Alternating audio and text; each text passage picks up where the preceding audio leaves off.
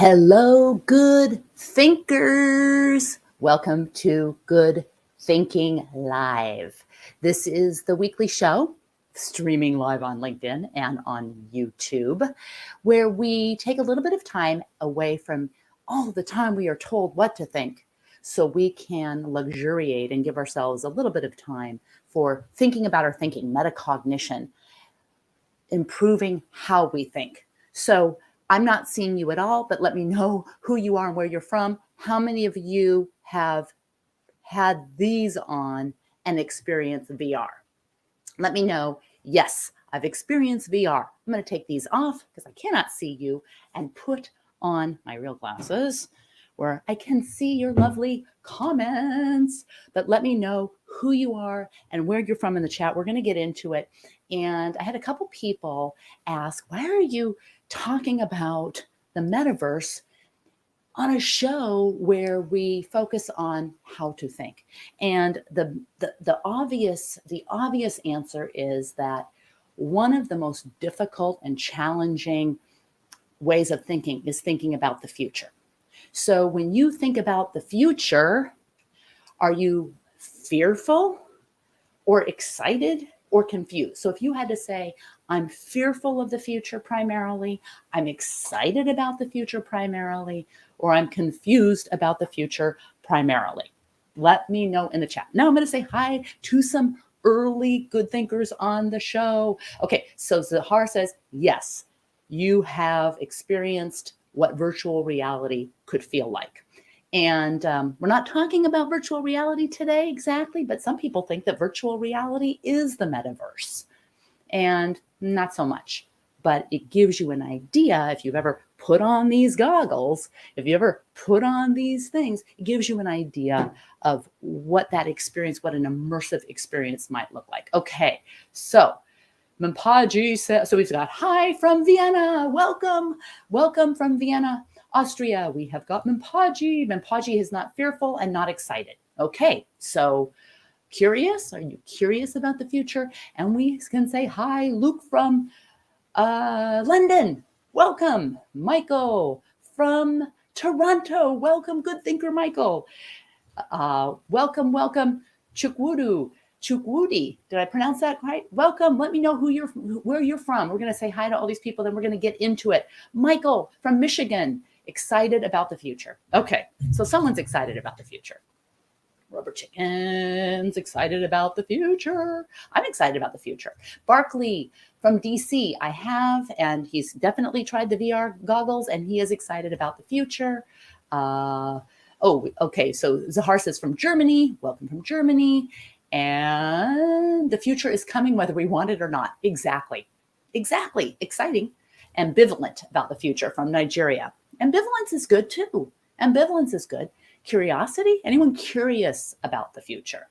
Anyone curious about the future? Greetings from Ready Player 2. Okay. Thank you, Stephen, for launching us into this conversation about the future. All right. So how many of you in the last year have heard the term metaverse thrown about? Or how many of you have heard Web 3? Like we're in the Web 2 right now, and the future is Web 3. How many of you have say, Metaverse, heard of it, Web 3, heard of it? Let us know, because the number of times and a lot of these these large consultant companies have been tracking how many how much these terms have been searched. It's kind of gone like this. So now you should probably be aware, if you are a future thinker, if you are a good thinker, you should be a little bit aware of how to think about the metaverse. So that's what we're going to get into today. I could talk for hours on this topic. Okay, we've got someone from Dubai. We have got, welcome from Dubai. Okay, so Zahar says, I even bought, we're getting the scrolling is going, I've even bought a house in the metaverse. Okay. He bought a house in the metaverse. That's super interesting. Hi from India, from Turkey.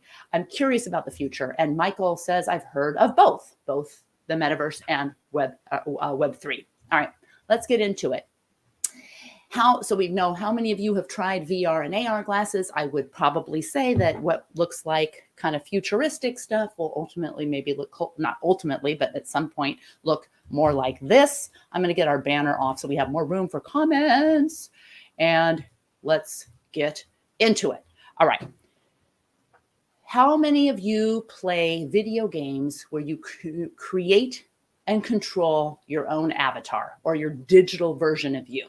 How many of you have played a video game where you create a digital version of yourself and you put it into the game and you control that digital version of yourself? Maybe it's Ready Player One or Grand Theft Auto. Maybe your kids have played some of these games. How many of you have created a digital version of yourself and put it out to go play these games? And does that give you a little bit of a peek? Has it opened your mind? And I'll tell you the story. Back in 1990, I was a buyer for a major retail company. And I remember walking out of the market in New York, and I saw some guy with like one of these big phones, and he was carrying around the phone, no cord, nothing. And I remember thinking, how pretentious and preposterous. I would never never need to carry a phone around. Like, how important would I have to think that I was, that I'd have to carry a phone around? Okay, so that is what I always draw on when I'm confronted with some kind of technology or an image of the future where I'm like, oh, no way would that ever happen. No way would that ever happen. I always draw on my own pea brain thinking about what a phone would look like or what carrying around a mobile device might look like. And I really encourage you to kind of open your mind to what all of this might mean. So we've got some hand raisings. We've got some, curious about the future. Welcome. Mike. Okay, so we've got some people saying they have tried these different kinds of sending your avatar in to play a game. What about creating an avatar that you send to work or you send to the grocery store? How closely did your avatar, for those of you who created it, how closely did your avatar look like you? How closely, like, did you make it into something funky? Did it have to, like, if you are someone who is focusing on identity, how closely did your avatar that you sent into this game have to look like you?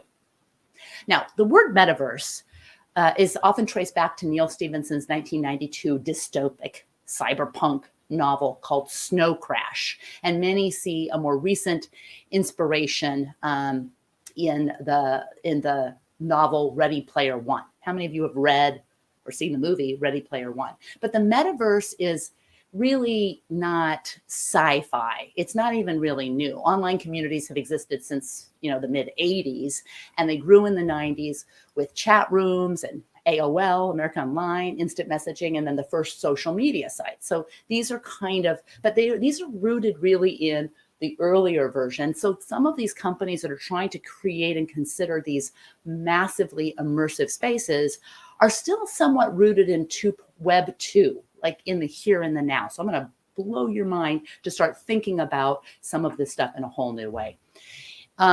In the early 2000s, World of Warcraft became a persistent social scene for millions of people, and then communities started sprouting up around these games. So if you log into Fortnite, how many of you tried Fortnite, and you join a chat with friends over a console platform, or you're launching into a game with them, it's just as much a social experience as most other physical interactions. And if you don't believe me, try logging on to whether it's Fortnite, whether it's Ready Player One, Grand Theft Auto.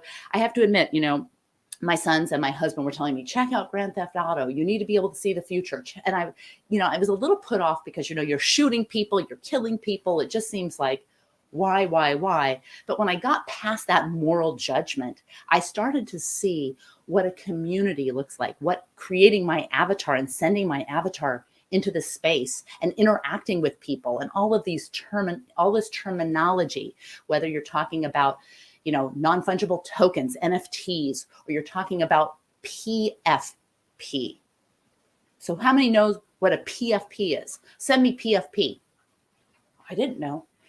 Well, if I'm interacting with an avatar, a PFP is send me picture for proof. So all of these things where you might think, it was okay, whatever, it should be able to give you a little glimpse of the future. Okay, let me pull in some comments. Okay, so Sandeep says, I have watched Ready Player One. Steven says, I've created avatars that look kind of like me and some that look nothing like me. Okay, excellent. Barkley says, loved Ready Player One. Ready Player Two was okay. I played financial planning game. Ooh, a financial planning game, Cash Flow, where I was given a rat representing the rat race we're all in. Felt pretty connected. Does that count? Absolutely. A predecessor probably to what we're experiencing. It is the metaverse before Facebook metaverse has been announced. Okay, so let's talk about Facebook metaverse.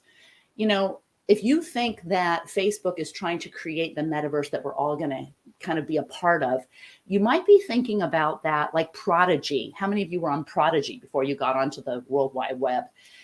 You know, Facebook may be presenting themselves as this is going to be the metaverse. We changed our name to that. But the metaverse will most likely and be this completely open source. And companies that try to create a moat or a garden gate around their metaverse, they'll just be connected through all of these things will be connected. So it may be that you have different avatars that you create for different reasons, and those avatars go and you control those avatars, you go shopping. But let me tell you some of the things that are happening in, quote, the metaverse, or in these kind of these moated categories of a metaverse that will ultimately all be connected. Kind of think like a website versus the internet. Okay, so this is a new blow your mind kind of thinking. All right, so whether in virtual reality, augmented reality, or even a screen like we're looking at here, the metaverse is to allow a greater overlap of our digital and physical lives in wealth, in socialization, in productivity, shopping, and entertainment. And these two worlds are already, these kind of virtual and real world, they're already interwoven. And you think about Uber app telling you via location data how far away the car is, or think about Netflix gauging what you watched before to help you make better decisions. So the metaverse is an embodied internet, a social sphere where people are able to meet with the help of personalized avatars that make us feel more present than a plain video call.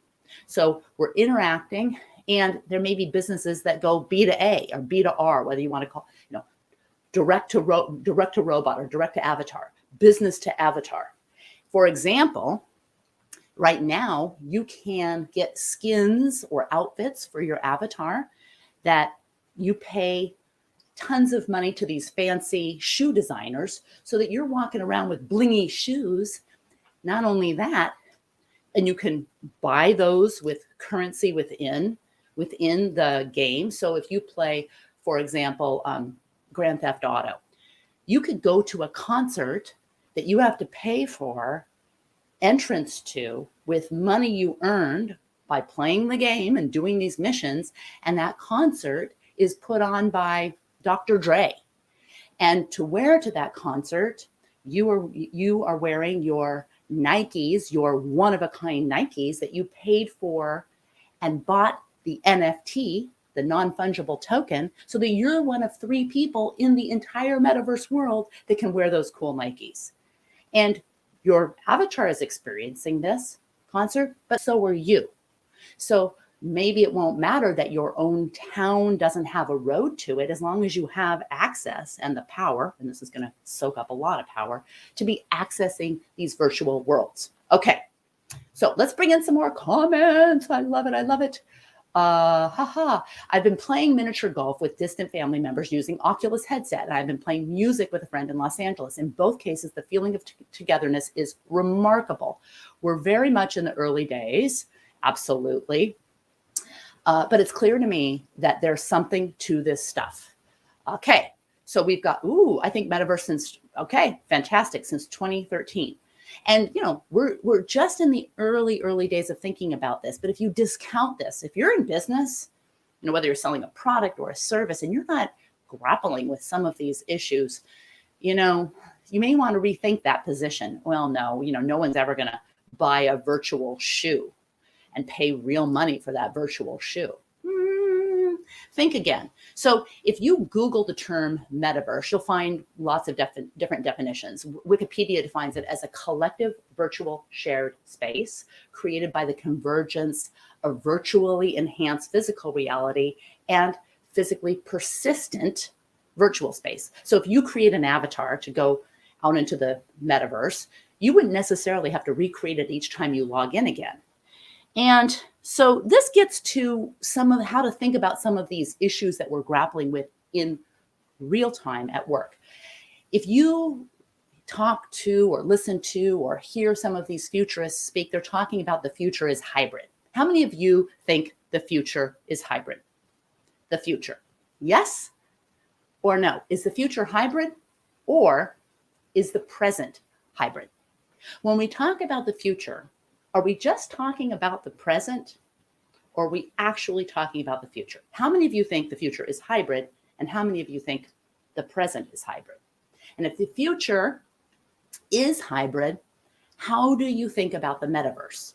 And if you're grappling, let's say you're on a diversity and inclusion, that's your job at a company, and you're talking about issues of diversity. And now your company decides to launch their entire existence into the metaverse. You're going to show up with your avatar at work. You're going to do your work, but you're going to do it in this virtual space. It's not going to be like Zoom. You're going to do it in this virtual space. How much does your avatar have to represent your identity? Do I have to be a middle-aged plus Caucasian woman? Do I have to look, does my avatar have to look and exactly represent who my physical, or can I create whatever identity I want to create? Could I be a 30-year-old unicorn? How much will companies require our physical, whatever we are, or however we define ourselves, gender, race, age, all of the things, how much will that have to match the avatars we create? And how will you consider diversity when you're sitting in a room of avatars that are creations that don't represent what we are physically at all? And how much does that upend a lot of the conversations we're talking about viewpoint diversity and physical diversity? These are some of the questions that companies are going to have to be grappling with. Not just, do we have a presence in the metaverse, right? Not just what we're going to do, but how we're going to think about this. All right, so the metaverse doesn't exist yet, but we do have some predecessors. So we know virtual reality, which often gets confused with the metaverse. It's understandable. Having this embodied presence feels a lot more real if you wear a headset. For those of you who know, you know that wearing this headset makes you really get a glimpse of what this could look like. And if you played Fortnite or played Roblox with your kids, or your kids have played, both games have been hailed as early incarnations of the metaverse. And they check a lot of boxes for sure. They're social spheres with avatars and in-world economies. There's massive live events that are demonstrated that they're more than just about gaming. But at the same time, both titles are effectively standalone properties. Players can't take their Fortnite avatar to their Microsoft Teams meeting or to their Zoom meeting. And good luck finding, a business outside of Roblox that accepts Robux for payments.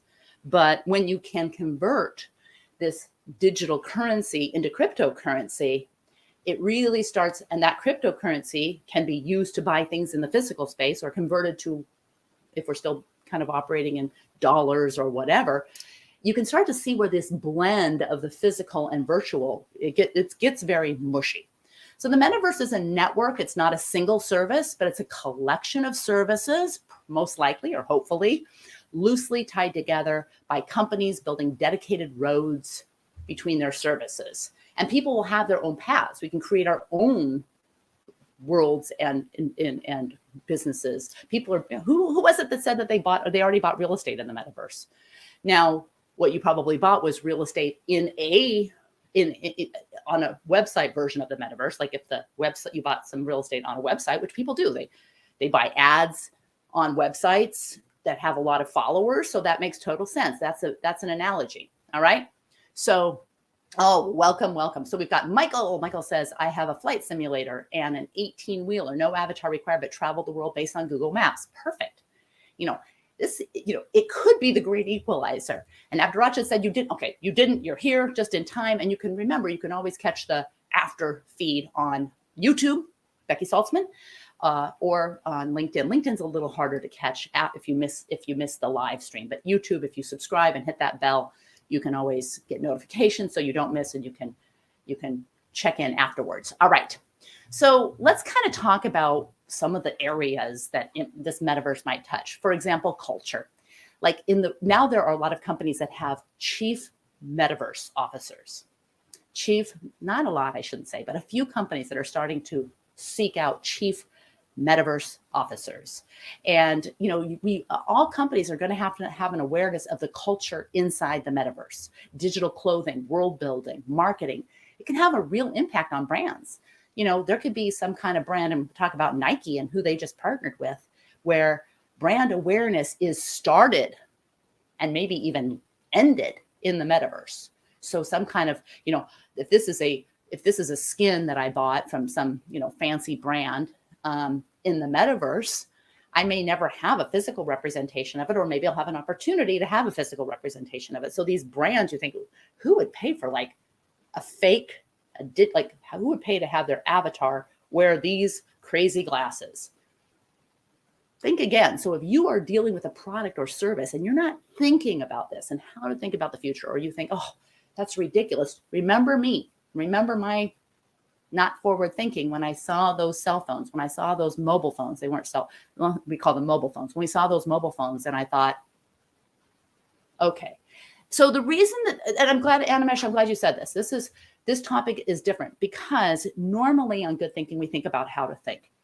But sometimes using an example of how to think about the future, which is an important part about how to think, can help you think in general about the future. And thinking about the future, it's important, whether it's scary or exciting or not. Thinking about the future is important. So it's good that we kind of see what's out there and kind of remove our blinders so that we can see without fear. All right. Okay. So next is shopping. Online shopping is a given in the metaverse, but it's more than just digitally trying on clothes that people can purchase in real life, because virtual fashion or avatar skins and virtual real estate, housing, and cars will have their own worth. They already do, but they will have their own worth in the metaverse. Now they have their own worth in games. So if you want to get a peek at the metaverse, you got to get into the games. You got to get past some of the games are, childish or dangerous or whatever, and just kind of see past that to see what it can be. As a matter of fact, one thing that was amazing for me is when I did try Grand Theft Auto, when I got past all the violence, and that was hard for me. But I had my avatar go to a casino, and then they went to this bar in the casino, and my avatar drank some cocktails in the casino, and my avatar was drunk. Like I couldn't control it as well because my avatar was drunk. When a car in Grand Theft Auto is involved in a lot of accidents, the AI creates value for the car manufacturer, and all of a sudden the value for that, the stock value in this game of this car that is involved in a lot of accidents, that stock value goes down. So this is kind of crazy. This is craziness. And where you see the lines blurred between virtual and real, you start to go, like your mind starts to be blown. Okay. Nike just announced the acquisition of RTFKT Studios. That's the leading brand that leverages cutting-edge innovation to deliver next-generation collectibles that merge culture and gaming. And RTFKT claimed that in February, a collaboration with teenage artist, it was like Fuocious or something, I don't even know all the names, but it was this teenage artist, to sell real sneakers paired with virtual ones, managed to sell 600 pairs of NFTs in 6 minutes. And guess what it netted the company at the time? $3.1 million. Real dollars. Now, when you can launch in just a virtual space, you design some virtual shoes or some virtual glasses and you sell them and getting the money within that metaverse, virtual money, that money can be converted to real cryptocurrency. Game changer. Entertainment in Fortnite Real world celebrities play the game and players become the celebrities themselves.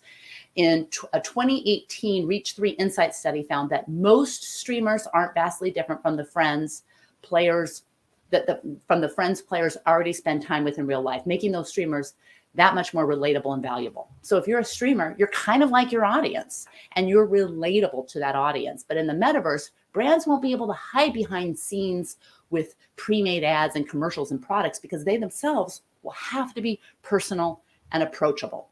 Okay, so an autonomous vehicle being tested in a Toronto suburb actually crashed into a tree last week. Are we ready? Would a visual of an avatar on board made it more comfortable for passengers? That's a really good question. But how many cars with people driving them crashed last week? I don't, from an autonomous vehicle standpoint, which is a different question than the metaverse, although everything will be tied, you have to say it doesn't have to be great. It just has to be better than people. It has to be better than the best people, the best person driver, the best physical person driver. And Animesh says, I'm remembering, yes, the movie Snowden. Michael says, that makes me think Cabby in the original Total Recall. Ray says, yes, excellent. So right now, people go to Wendy's Twitter for a chance to get roasted. People will go to brands in the metaverse because they feel a connection, not necessarily a need for that product or services. So Wendy's Hamburgers is already one of the companies experimenting with the metaverse. And, and this is where the kind of the Web 2.0 social media mixes in with this whole metaverse idea. Because in November 2018, Wendy's set up a food fight mission in Fortnite. So they essentially entered the game as a real brand. Wendy's went into the game and they set up a food fight in the game that live streamed to Twitch. Now, Wendy's didn't appear in the game, but they did ask players to go after the in-game restaurant Der Burger, which was a dig at Wendy's rival. So they said, go after this rival. And Wendy's went from 0 Twitch followers to more than 7,400 and got about between 43 and 50,000 comments during the game. So talk about brand awareness. These are these brands that are, and you could be your brand. It could be your person. It could be your service, your consultancy. It could be your jewelry store. And so the metaverse matters. And who will be the gatekeepers? The companies that make AR and VR headsets, they're in a strong position to financially benefit and impose rules on the metaverse. Maybe that's one of the reasons that Meta, formerly Facebook, is so interested in the metaverse because, Zuckerberg has admitted that the company missed out on mobile hardware and is now forced to play by the rules of Google and Apple app stores. So, controlling your own destiny. And what about privacy and safety and mental well-being? Who's going to pay for it? How are they going to pay for it? Now, some of the things that have already happened so that you're up to speed on this whole thing. There are plenty of companies that are trying to build the metaverse.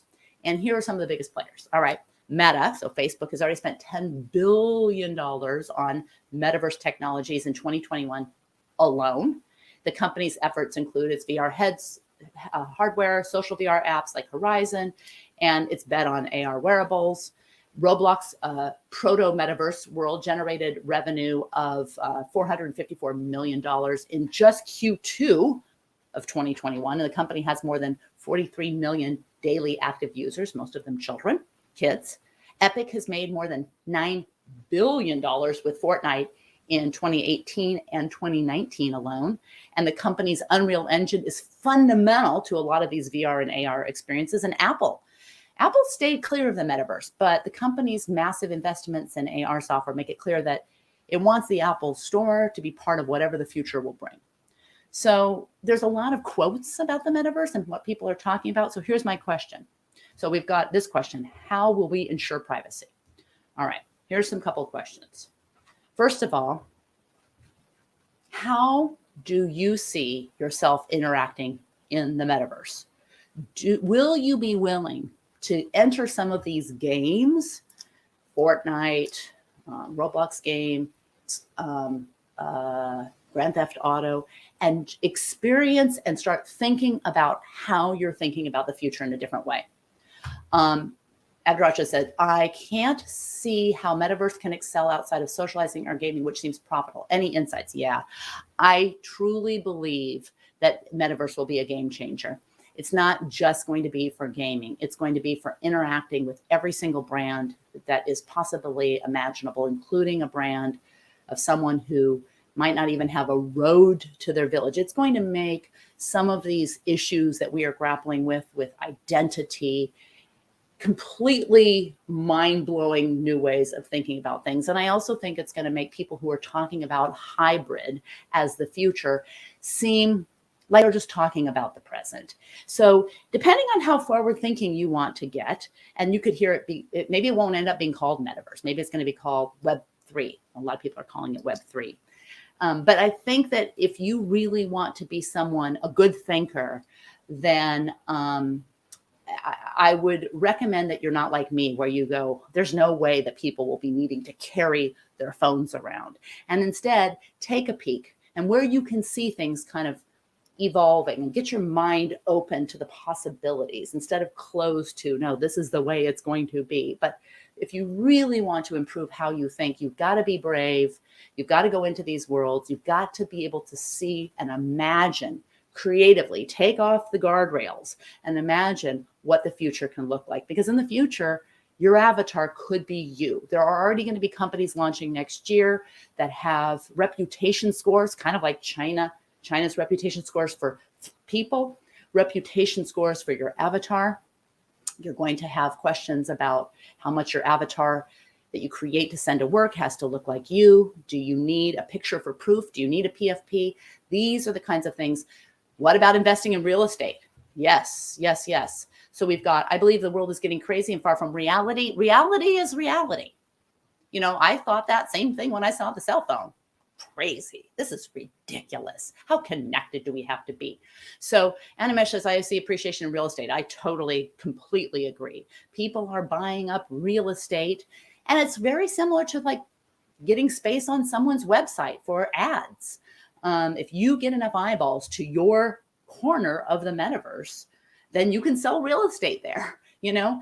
And what will happen when someone gets the digital rights to, you know, the Taj Mahal or the Smithsonian Institutes or whatever? So thinking about real estate in this way, it's always been just a finite, you know, finite dirt. It's going to be a total game changer. And all I'm saying is that if you want to peek at the future, there are places you can go. You just got to take the guardrails off. You've got to elevate curiosity ahead of criticism, ahead of judgment, ahead of fear. And, you know, the thing that blocks my curiosity is just complacency. This isn't going to matter. These things they'll never replace us. No, but they will be manifestations. They will be manifestations of ourselves. And if you looked at, you know, if you went back to 20 years ago and you thought we were going to be talking in real time like this, you know. So anyway, the thing about how to think is not what to think. Don't keep yourself in that what to think realm.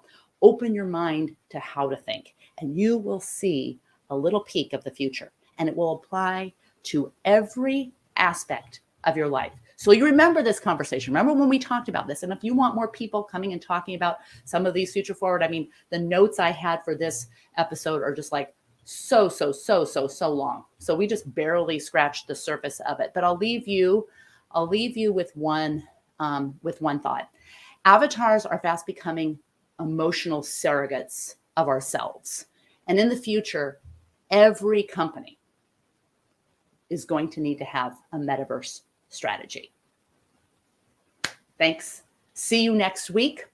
Let me know what you want to talk about. How are these kinds of future thinking things work into good thinking? It's all part of it. It's all part of giving ourselves the luxury of thinking about our thinking, which, by the way, is metacognition.